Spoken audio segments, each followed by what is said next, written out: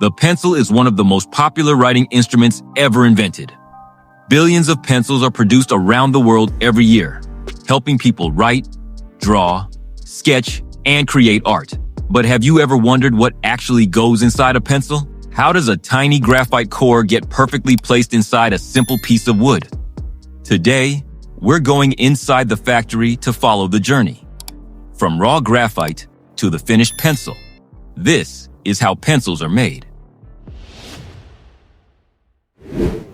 The writing core of a traditional graphite pencil is made mainly from graphite, a natural form of carbon. Its unique layered structure allows tiny particles to separate when the pencil moves across paper, leaving behind the marks we use every day. But before graphite can become a pencil core, it must first be extracted and refined.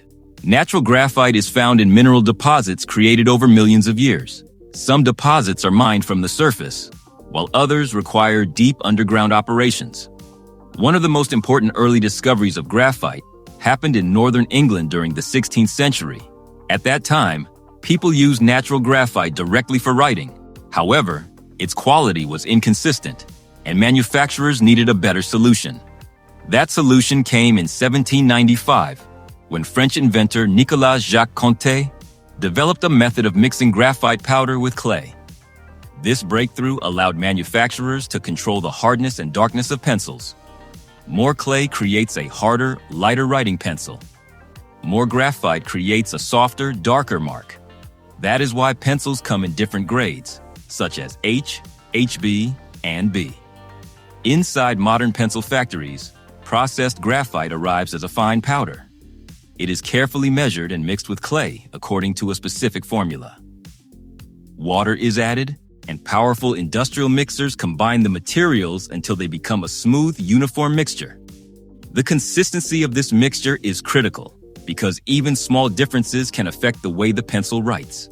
Once prepared, the graphite and clay mixture enters one of the most important machines in the factory, the extrusion press. Inside the machine, extreme pressure pushes the material through a precision-shaped opening called a die. The die determines the size and shape of the pencil core.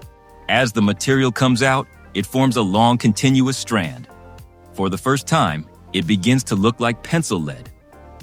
The soft cores are then cut into precise lengths and moved into a controlled drying process. Heat removes remaining moisture and prepares them for firing. After drying, the cores enter high-temperature furnaces. This firing process transforms the fragile material into a strong graphite core that can survive sharpening and everyday use. But the manufacturing process is not finished yet.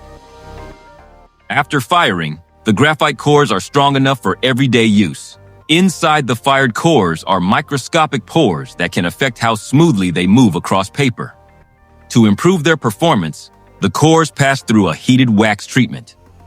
The wax penetrates these tiny spaces, allowing the graphite to glide more smoothly across paper.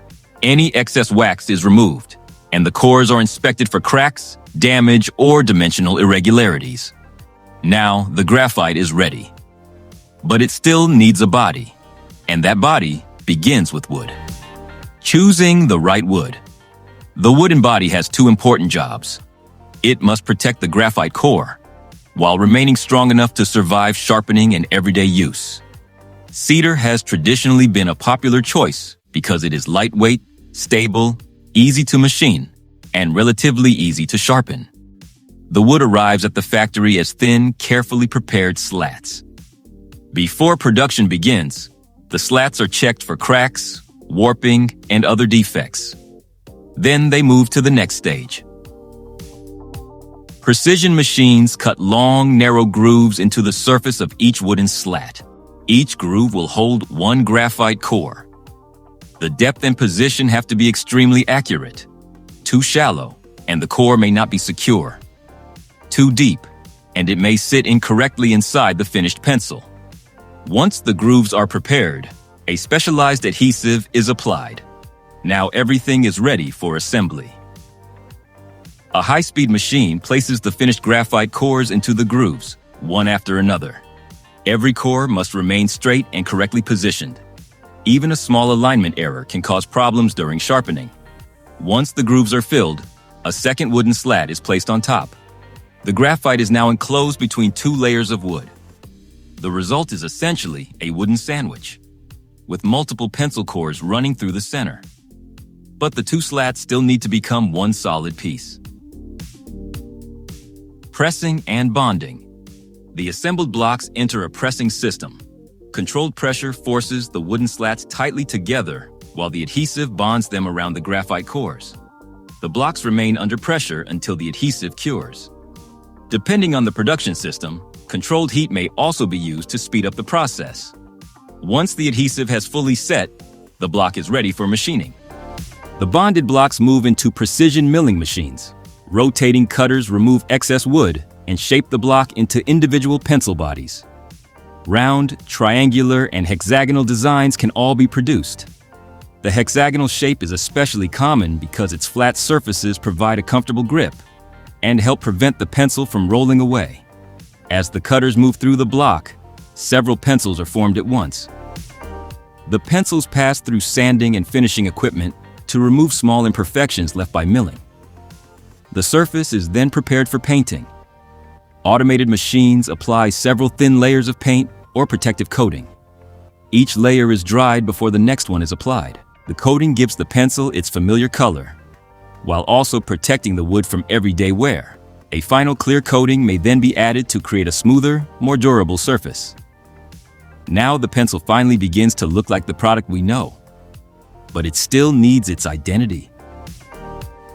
The finished pencils move through a high-speed printing machine.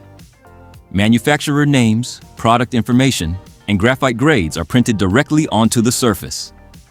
Letters such as H, HB, and B tell us about the hardness and darkness of the core hidden inside.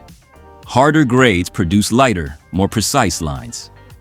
Softer grades create darker marks. So even the tiny letters on the side of a pencil reveal what is happening inside it. Some pencils receive an eraser at the opposite end. A small metal component called a ferrule is fitted over the wooden body and mechanically crimped into place. The eraser is then inserted and secured inside the ferrule. And with that, the familiar pencil design is almost complete. But there is still one final transformation. After the painting and printing stages, the pencil finally has its familiar appearance. But the graphite core is still hidden inside the wood. Now, it is time to reveal it. In modern pencil factories, sharpening is performed by automated precision machines. The pencils pass through rotating cutting systems that carefully remove the wood from the tip. The machine removes just enough material to create a clean, balanced point. Without exposing too much graphite, the finished tip must be perfectly centered. Because this process also reveals hidden problems. If a graphite core is cracked, off-center, or poorly bonded to the wood, the defect can appear during sharpening. So this stage does more than create the writing point. It is also an important quality check.